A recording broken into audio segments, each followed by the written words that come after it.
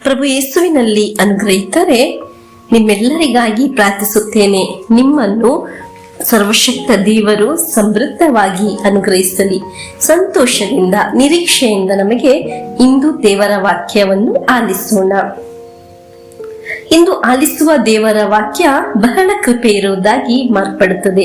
ದೇವರ ದೊಡ್ಡ ಕಾರ್ಯ ಇಂದು ಆಲಿಸುವ ದೇವರ ವಾಕ್ಯದಲ್ಲಿ ನಮ್ಮ ಜೀವನದಲ್ಲಿ ಇಂದು ನಡೆಯಲಿದೆ ಎಂದು ನಾವು ವಿಶ್ವಾಸದಿಂದ ದೇವರ ವಾಕ್ಯವನ್ನು ಆಲಿಸೋಣ.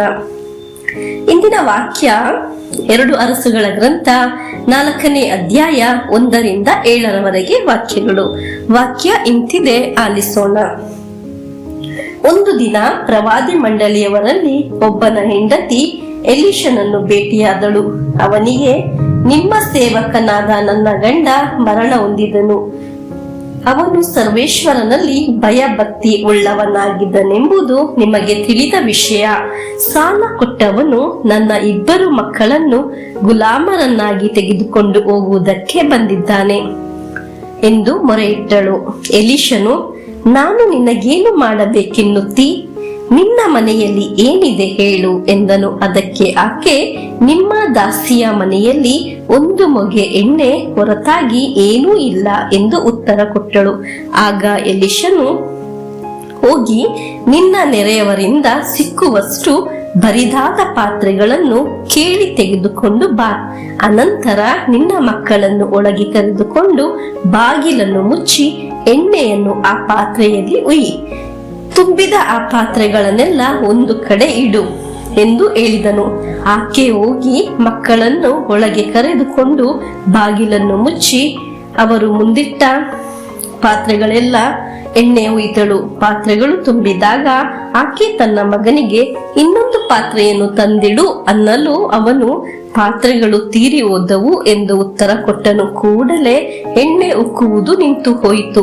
ತರುವಾಯ ಆಕೆ ಆ ದೈವ ಪುರುಷನ ಹತ್ತಿರ ಬಂದು ನಡೆದುದನ್ನೆಲ್ಲ ತಿಳಿಸಿದಳು. ಅವನು ಆಕೆಗೆ, ಹೋಗಿ ಆ ಎಣ್ಣೆಯನ್ನು ಮಾರಿ ಸಾಲ ತೀರಿಸು. ಉಳಿದ ಹಣದಿಂದ ನೀನು ನಿನ್ನ ಮಕ್ಕಳು ಜೀವನ ಮಾಡಿರಿ ಎಂದನು. ಪ್ರಿಯರೇ, ದೇವರ ವಾಕ್ಯದಲ್ಲಿ ಹೇಳುವ ರೀತಿ ಪ್ರಾರ್ಥಿಸುವ ವಿಷಯದಲ್ಲಿ ದೇವರ ಕಾರ್ಯ ಮಾಡಲು ಪ್ರಾರಂಭಿಸುತ್ತಾರೆ. ಎಲ್ಲ ಕಾರ್ಯಗಳು ಪರಿಪೂರ್ಣವಾಗಲು ಪ್ರಾರಂಭಿಸುತ್ತದೆ. ಪ್ರಾರ್ಥಿಸುವ ವಿಷಯದಲ್ಲಿ ಕೆಲವು ಸೂಚಕ ಕಾರ್ಯಗಳು ಕಾಣಲು ಸಾಧ್ಯವಾಗುತ್ತದೆ. ಈಗ ನೀವು ಪ್ರಾರ್ಥಿಸಿ ವಚನ ಕೇಳಿ ನಿಮ್ಮ ಜೀವನದಲ್ಲಿ ಸಮಸ್ಯೆ, ಸಂಕಟ, ನಿರಾಸೆ, ನಾನು ಪ್ರಾರ್ಥಿಸಲು ಪ್ರಾರಂಭಿಸಿ ಎಷ್ಟು ದಿನ ಆಯಿತು, ದೇವರ ವಾಕ್ಯ ಬರೆಯಲು ಶುರು ಮಾಡಿ ಎಷ್ಟು ದಿನ ಆಯಿತು, ನನ್ನ ಸಮಸ್ಯೆ ಮುಗಿತಾ ಇಲ್ವಲ್ಲ ಅಂತ ಎಲ್ಲ ಯೋಚಿಸುತ್ತಿದ್ದೀರಲ್ಲವಾ? ಆದರೆ ನೀವು ತಿಳಿದುಕೊಳ್ಳಬೇಕು, ತುಂಬಿದ್ದು ತೆಗೆದು ಇಡುವ ಒಂದು ಸಮಯ ನಿಮ್ಮ ಜೀವನದಲ್ಲಿ ಬರುತ್ತದೆ. ಪ್ರಿಯರೇ, ಇಂದು ಕುಟುಂಬದಲ್ಲಿ ಸಮಾಧಾನ ಇಲ್ಲ, ಸಂಪತ್ತಿಲ್ಲ, ಸಂಪತ್ತು ತುಂಬುತ್ತೆ. ನಿಮ್ಮ ಒಂದು ವಿಷಯದಲ್ಲಿ ಉತ್ತರ ಸಿಕ್ಕಿ ಜೀವನ ತುಂಬಲು ತೊಡಗುತ್ತದೆ. ತುಂಬಿದ್ದು ತೆಗೆದು ಇಡುತ್ತೀರಾ. ದೇವರನ್ನು ಆಶ್ರಯಿಸುವ ಒಂದು ವ್ಯಕ್ತಿಯ ಜೀವನ ಯಾವಾಗಲೂ ಶೂನ್ಯವಾಗಿ ಹೋಗುವುದಿಲ್ಲ, ಯಾವಾಗಲೂ ಸೋತು ಹೋಗುವುದಿಲ್ಲ. ನೀವು ದೇವರ ವಾಕ್ಯದಲ್ಲಿ ಕೇಳಿಲ್ವಾ? ದೇವರ ಭಕ್ತನಾದ ಗಂಡ ಮರಣ ಹೊಂದಿದ್ದು, ಆ ವ್ಯಕ್ತಿ ದೇವರ ಭಕ್ತನಾದ್ದರಿಂದ ಆ ವ್ಯಕ್ತಿ ಮರಣ ಹೊಂದಿದ್ದರೂ ಆ ಕುಟುಂಬ ಒಂದು ಅನುಗ್ರಹವಾಗಲು ಕಾರಣವಾಯಿತು. ನೀವು ಒಂದು ದೇವರ ಭಕ್ತರ, ದೇವರನ್ನು ಆಶ್ರಯಿಸುತ್ತಿದ್ದೀರಾ? ಹಾಗಾದರೆ ನಿಮ್ಮಿಂದ ನಿಮ್ಮ ಕುಟುಂಬ ಅನುಗ್ರಹ ಪಡುವ ಹಾಗೆ ಆಗಬೇಕು. ದೇವರು ನಿಮ್ಮನ್ನು ಅನುಗ್ರಹಿಸುವಾಗ, ನಿಮ್ಮ ಜೀವನವನ್ನು ತುಂಬಿಸುವಾಗ, ತುಂಬಿದ್ದು ತೆಗೆದು ಇಡುವಾಗ ದೇವರು ಕೊಟ್ಟ ಅನುಗ್ರಹವನ್ನು ಮರೆತು ಹೋಗಬೇಡಿ ಪ್ರಿಯರೇ.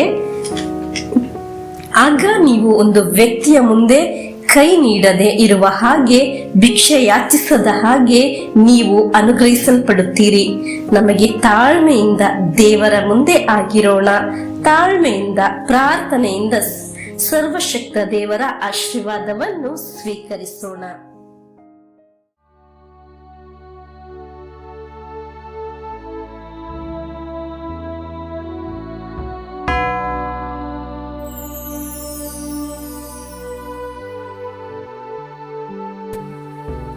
ನಮ್ಮ ಪ್ರಭು ಯೇಸುಕ್ರಿಸ್ತರ ವರಪ್ರಸಾದವು, ದೇವರ ಪ್ರೀತಿಯು, ಪವಿತ್ರಾತ್ಮರ ಅನ್ಯೋನ್ಯತೆಯು ನಮ್ಮೊಡನೆ ಇರಲಿ. ರೋಗಗಳಿಂದ, ಅಪಘಾತದಿಂದ, ದುರ್ಮರಣದಿಂದ, ಅಗಾಲಿದ ಮರಣದಿಂದ, ಅಸೂಯೆಯಿಂದ, ವಂದನೆಯಿಂದೆಲ್ಲ ದೇವರು ನಮ್ಮನ್ನು ಸಂರಕ್ಷಿಸಲಿ. ಹಾಲೆಲೂಯ, ಆಮೇನ್.